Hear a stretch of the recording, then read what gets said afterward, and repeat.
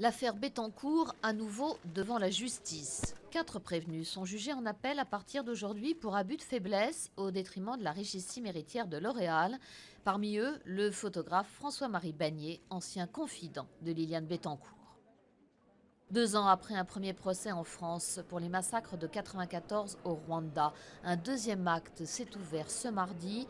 2 anciens bourgmestres comparaissent devant les assises de Paris pour leur participation présumée au génocide. Les 2 hommes qui se sont succédés à la tête d'une localité seront jugés pendant 8 semaines pour crimes contre l'humanité et génocide. Après sa victoire à la présidentielle aux Philippines, Rodrigo Duterte promet de lancer une campagne impitoyable contre la criminalité. Duterte a fait une campagne souvent jugée outrancière par les observateurs, promettant entre autres de tuer des dizaines de milliers de criminels et de jeter les droits de l'homme aux orties.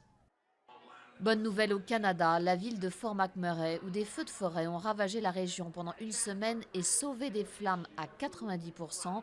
Il n'est toutefois pas question pour l'instant de faire revenir les habitants qui sont maintenus à distance dans des centres d'hébergement.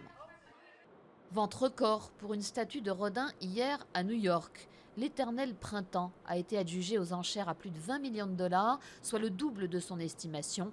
L'œuvre, qui date de 1902, a été taillée dans un seul bloc de marbre. C'est une variante du célèbre baiser qui est exposé au musée Rodin à Paris.